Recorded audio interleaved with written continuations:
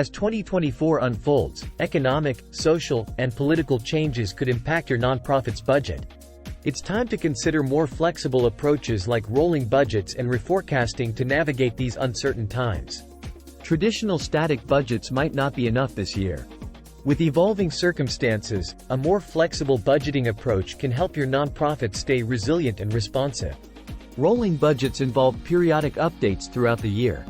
For instance, every quarter, you'd revise the budgets for the next 3 quarters and add a new 4th quarter. This approach helps you anticipate changes and make informed decisions. Sometimes, a complete budget overhaul is needed.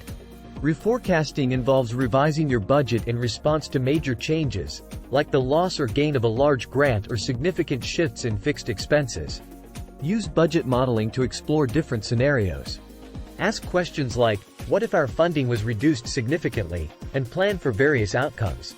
Reforecasting leads to a fully revised budget, not just minor adjustments.